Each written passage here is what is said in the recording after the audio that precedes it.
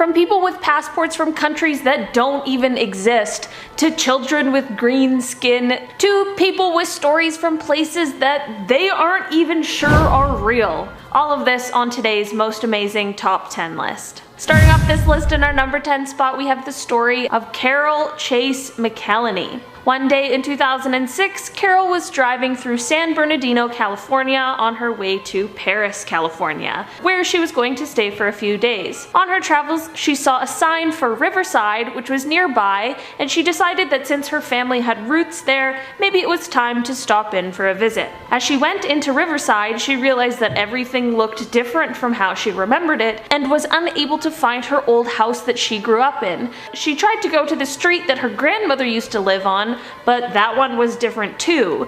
And when she tried to visit her grandparents' graves at the cemetery, the whole place didn't even exist. Even the people who were living in the town gave Carol a bad feeling, and she didn't even want to get out of her car. She decided she would just be better off continuing on her trip and left Riverside. Carol didn't end up returning to Riverside until a few years later, after her dad had passed and she was attending the funeral. To Carol's surprise, when she went to Riverside this time, everything was as she remembered it from her childhood. Carol believes that day that she ended up in some sort of parallel universe form of Riverside, and she even said that she felt like if she left her car that day, she was going to get stuck there. In our number 9 spot, we have this story from Peru. The Marcohuasi Forest in Peru has been called a doorway to another dimension for centuries because of all the stone figures that resemble human faces and religious figures, and because of the amount of people who go missing and never get found. There was a group of friends who decided to enter the forest despite all of these stories,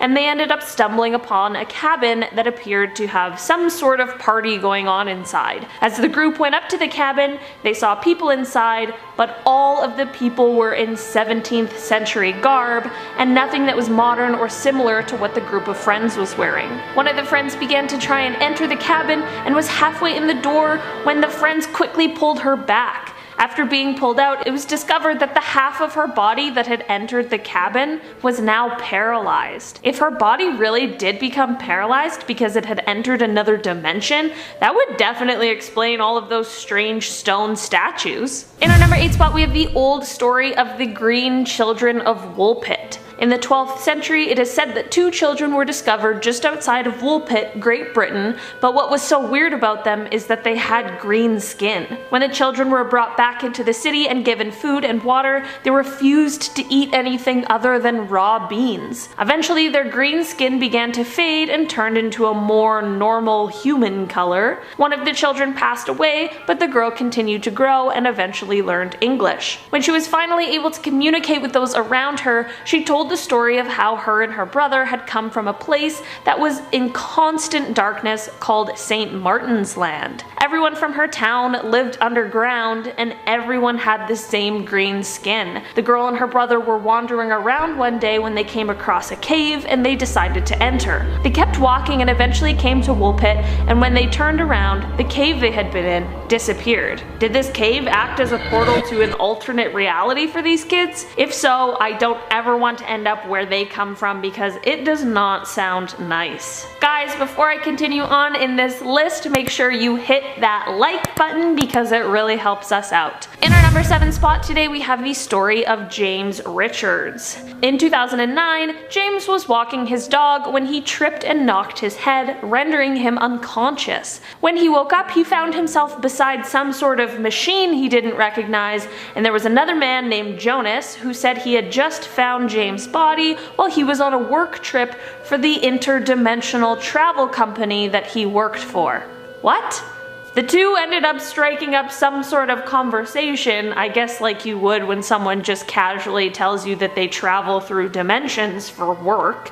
They started chatting about what pop culture was like in each of their dimensions, and they came to discover that, of course, the Beatles existed in both of their dimensions. Jonas ended up explaining that in his dimension, the Beatles were all still alive and they had never actually broken up. Jonas gave James a cassette tape of the Beatles music from his his dimension that certainly does not exist in ours. When James returned to our universe, he ended up uploading the tape to a website called thebeatlesneverbroakeup.com. In our number 6 spot, we have a story from Reddit that was posted by the user 2humfolk. One day, the writer was driving home from school and began trying to call their boyfriend using the hands-free feature. The phone didn't end up ringing even after 5 separate attempts, so they turned the phone off and then on again and tried one more time. This time the boyfriend answered, but it didn't really sound like the person they knew and loved, and they also sounded like they were pretty freaked out. He said, "Liz, is this you?" Liz kept saying hello, but wasn't getting an answer, and panicked and hung up the phone. Liz tried calling again twice, but there was no ring again. Luckily, on the 3rd try, another voice picked up the phone and asked, "Is this better?" Liz then asked who this was, and the voice responded with something unintelligible, and then they hung up. Liz continued to call the boyfriend until he picked up the phone. Sounding significantly more like himself and not panicked at all, Liz asked who was picking up the phone earlier, and the boyfriend explained that no one had picked up the phone because he had never received any other calls. When Liz got home and checked the boyfriend's call log, they realized that only one call had gone through to his phone. Liz made sure that they were dialing the right number when they were calling, and it was the correct number every single time. Who had been answering the boyfriend's phone? At our number 5 spot and halfway mark, we have another Reddit post from Tiger King Quinton. The user explains that this story takes place when they were 8 years old in Florida with their family and their friend's family for a 2-week vacation. The friend really wanted to go to Wet n Wild and begged for his parents to take them there, so they ended up going one day during the trip. The boy and his dad ended up going into the wave pool that day and were mainly staying in the shallow area. After a while, a larger wave comes their way and it takes the boy underneath the water. He realizes he can't feel the bottom anymore and begins to panic, trying to break the surface of the water. When he reaches the top and gets his head out of the water, he realizes that he is no longer at Wet n Wild, but is in the middle of an ocean a couple hundred meters from an island. He doesn't know where or what this island is, but after a few seconds he begins to feel lightheaded and sinks back into the water. Luckily, he then feels some hands under his arms and he realizes his dad is lifting him out of the water back at Wet n Wild, asking him if he's alright. Maybe this wave pool really did take this kid to an alternate dimension. In our number 4 spot, we have a story coming from Tokyo in 1954. At the Haneda airport, a plane from Europe landed and dropped off its passengers. As the passengers made their way through customs, one man told the officials that he was just on a normal business trip that he made regularly. He spoke French as his first language, but could also speak Japanese and a few other languages. Officials then asked him where he was from, and his response is where things take a turn. He said he was from a place called Torrid, which was on the border between France and Spain. When officials told him that the place didn't exist, he gave them a passport that had been issued by this country that isn't real. This passport had also been stamped, validating all of the previous trips he had said he went on, including his previous trips to Japan. Officials called the company that he said he was meeting with, and the company said that they had never heard of him or his company before.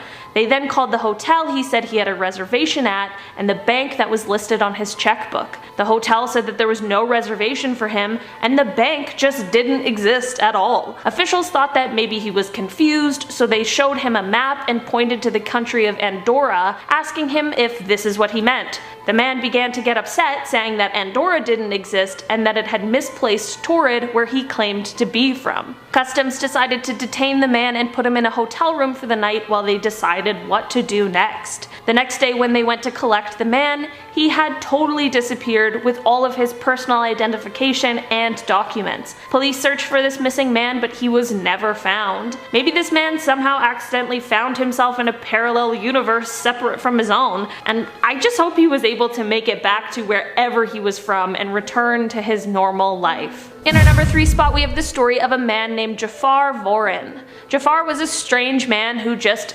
appeared in a village one day before he was picked up by authorities. The language he spoke was closest to German, but even then it wasn't quite the same. Jafar said he was from a place called Sakria and that he was searching for his brother who had been lost in a shipwreck. He couldn't point out where he was from, but was able to tell authorities some geographical information about where he had come from. He explained that his home had 5 separate compartments, or continents, called Sakria, Aflar, Aslar, and Uplar. He couldn't show anyone how he had arrived at the village, and he had no idea how to get home, so he just ended up living out the rest of his life in Berlin. It's crazy to think that maybe he was a man from another dimension and he ended up just getting stuck here. I feel bad for him, and I wish we could have helped him return home. In our number 2 spot, we have the story of Pedro Ramirez. Pedro was driving from a place called Seville to his home in Alcalá de Guadalajara on a November night in 1986. As he went around a curve in the road, he suddenly found himself on a 6-lane highway, and as he continued to drive straight, he saw tall buildings, unidentified structures, and grass that was 2 feet tall growing alongside the road. These were all things that were out of the ordinary for that area. He continued driving, and suddenly Pedro heard a voice that told him he had been transferred to another country in a different hemisphere. Pedro didn't know what to do, so he kept driving for another hour before stopping on the side of the road to take a look around. After a short break, he began driving again, only to come across a sign with 3 arrows pointing in different directions. One was labeled Malaga, the other was Sevilla, and the last was Alcabala.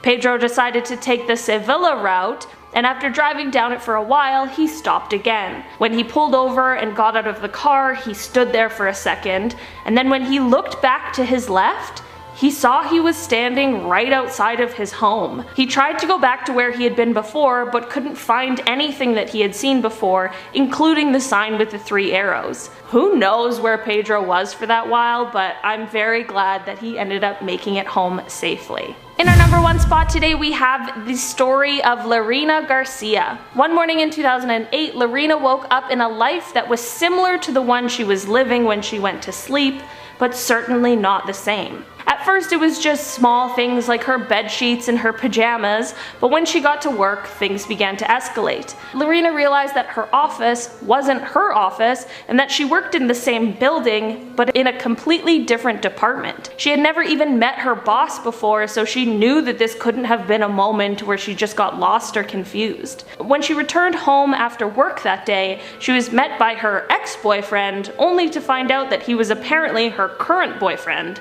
She tried to find the person that she had been dating for months, but he didn't seem to exist in this new life and world that she found herself in. Lorena began to seek psychiatric help because she was fearing that she was having some sort of nervous breakdown, but all tests revealed that she seemed to be of sound body and mind. The strange occurrences continued when Lorena asked her family how her sister was doing. Lorena knew that her sister had recently had shoulder surgery and wanted to check in, but when she asked her family, they were baffled by her claims and insisted that there was no surgery that had taken place on anyone in the family. Lorena couldn't find any answers to her situation and was having no luck with a medical explanation either. She is convinced that she went to sleep one night and woke up in a parallel universe that was altered slightly by small decisions that she had made. Honestly, after all of these stories, I kind of believe Lorena too. Alright guys, that has been our list for today. Thank you so much for watching. I've been your host, Olivia Kozlowski, and I'll see you next time.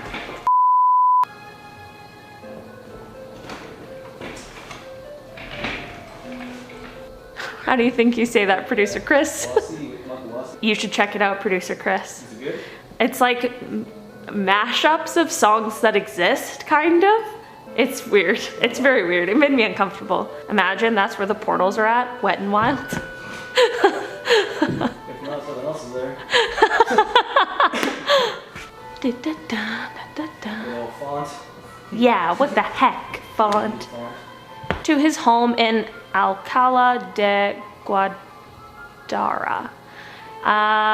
To his home in Alcalá de Guadalajara. Guadalajara.